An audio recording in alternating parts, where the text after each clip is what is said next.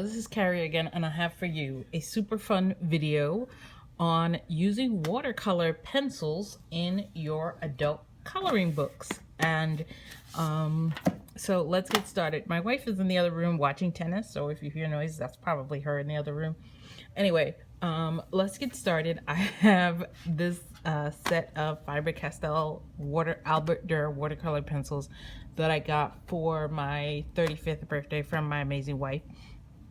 And I got these because I like the feel of watercolor pencils, but I always thought you couldn't use them. And then somebody on Facebook said, not true, you can totally use watercolor pencils on adult coloring books. And I have been trying different things, and I was able to use them. I will do a review of these at some point, but I feel weird doing a review of these since these are literally the only watercolor pencils I have. So maybe I'll get some Crayolas or something and I'll do a review of it. But anyway, let me start. I made this chart here, and if you've never made a chart of your colors, whether your color pencils or your watercolor pencils, please do, because it's a great way to introduce yourself to the colors and meet the colors, because sometimes what you think it looks on the paper is different than what it actually lays down as. And by doing this, I was able to sort of get to know some of the colors, and there's some colors that I didn't use as much, and then once I did this, I really started using them more. And it's also a great reference if you're stuck and you're like, what exactly do I want to do? And this will help you to make decisions. So I always keep one of these handies with the watercolor, because you know, watercolor kind of changes a little bit when you add water and stuff. And so let's talk about what happens. So this was done. This is from the artist edition of the Secret Garden coloring book, and this was done in all watercolor except for, I think this is white pencil and this is white pencil, but everything else is watercolor. Oh, and this is, I think some of these were done in markers because the lines were just too fine and I just could not get in there. I didn't have a fine enough brush to really keep it from making that sort of a mess. So that's so I was using this, which is a thick, it's not a thick, it's a light postcard stock, but you can use it on your regular books because I did this in the coloring books. Now this is a mix of, these are all Faber-Castell, but this is a mix of watercolor pencil and regular color pencil. This section here is regular color pencil, but you can see up here is watercolor pencil. So that you can do this with your regular books, and I have pre-colored in this section right here, and I'm gonna water it in for you. So the first thing to keep in mind for using watercolor pencils in your coloring books is that you do not need a lot of water. I got one of these and I found that it just drops too much water for my liking. And you see how much, that's just too much water. And I know people really love these, but if you see how much water it's dropping, it's just, it was too much and it was making a mess and I wasn't happy with it. It could just be the specific brand that I got, or, you know, or maybe I got a lemon or whatever, but that's just too much water.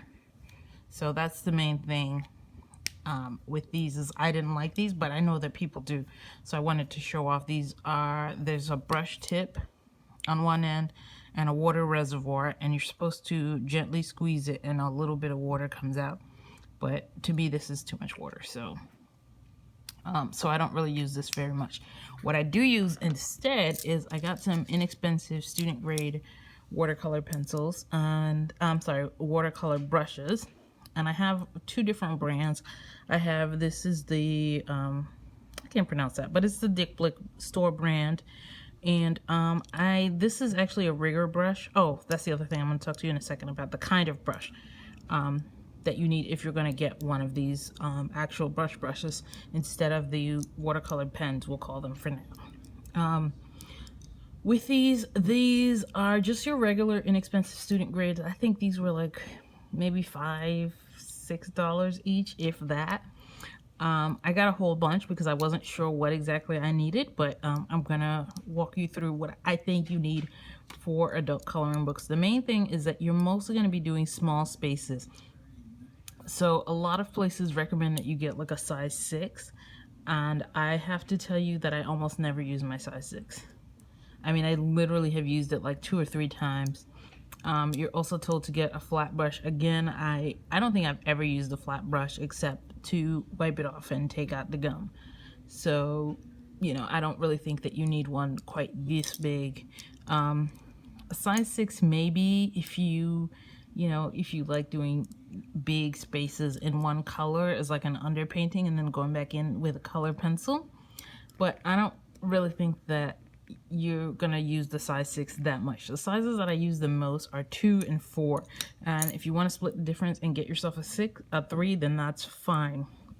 The other thing is the kind of brush, especially with the 2. You got to be very careful because this is a rigger brush, which is stiffer and more for, I don't know, I was told it's for making, you know, sails and ships or some such nonsense. I don't really know what it's for. But it's definitely not as soft as your regular round brush. You feel this regular round brush is, I think, much more flexible and much more what I generally use. So your regular round brush in your sizes of 2 and 4, and the smaller the number, the smaller the size. And they go all the way down to like 000 or something like that. But, you know, 2 and 4 are your main sizes. I think I may get myself a size 0 or a size 1, just for doing extremely fine detail like this here. Just for doing this and to avoid having a mess with this, because this was actually pretty hard to do because it's such a swirling, like it's fine and it's also swirling. So I may end up getting a size like a 1 or a 0 to do very fine lines like that. But for the most part, I haven't really used it. You know, I haven't really felt the need to have a very small pencil except in that specific instance. Anyway, so that's what you're going to need if you decide that you're going to use a brush. Again, a round brush size, you know, 2, 4 is fine. And then the other thing that you're going to need is you're going to need some kind of water source. The main thing to keep in mind is that you do not need a lot of water. With these watercolor pencils, there's different ways to use them. You can use them as a sort of palette and draw on a different sheet of paper and then get the paint off and then move the paint to here. But I like to just color it in however I sort of want it to look in the final end, and then add the water. So let's try that here and I'll show you how I do to try to minimize the amount of water, because you really don't want a lot of water, because remember, this is not generally watercolor paper. So I try to get it up and then I just do a gentle tap right here to get some of the water out. And you see the difference between what I laid down and what the brush did earlier. So then, this is again awkward because I don't normally do this. And then, hold on, okay, here it is. So I'm just gonna go from here to here. And you see how it just liquefies the color and blends it in. See how nice that looks. And how you don't really need a lot of water. So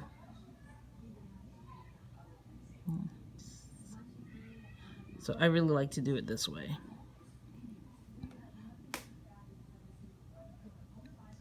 You see how it sort of darkens it and liquefies it. Anyway, so that's this section here, and that's doing it on an actual coloring book. And you see how you don't really need anywhere near as much water or as much color as you would think. And let me do this one because I really liked the effect that it did here. So all of these were done. So what I did here is I laid down it was like a turquoise blue, and then I did a like soft blue, and then I did a turquoise blue on top of it. And then I'm gonna see if I can do this. So I think this might have too much water. This might have a little bit too much water, but hopefully you can see it getting in there. This one might be a better one right here because this one you can see the pencil marks. There you go, that is better. Because you can see how the pencil marks are disappearing and how it's blending in.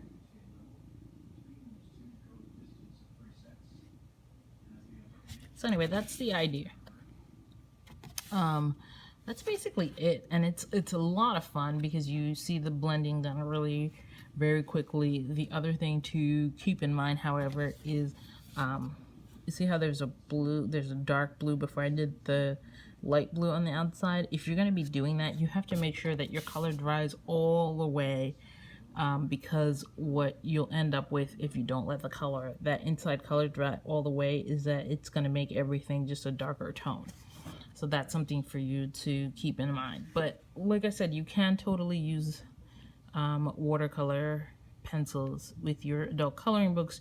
You just got to make sure to minimize the amount of water that you're using, and just try to be really careful. Make sure you dab the brush, and basically just go slowly. This was done, you know, doing different shades, and the way that I showed you the other one, where I sort of color it in the way that I kind of want it to be. And you know, you just have to keep in mind that watercolor will move once you get it wet too, so it's not always going to be exactly the way you laid it out. So that's something to, you know, to sort of, you kind of have to be willing to let go a little bit.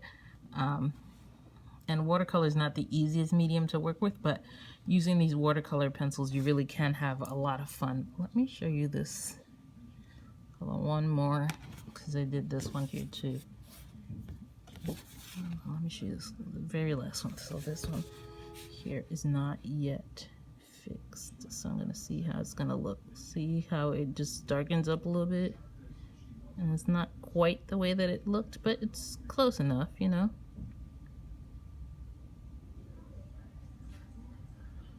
So that's kind of the thing to keep in mind, is to be a little bit flexible.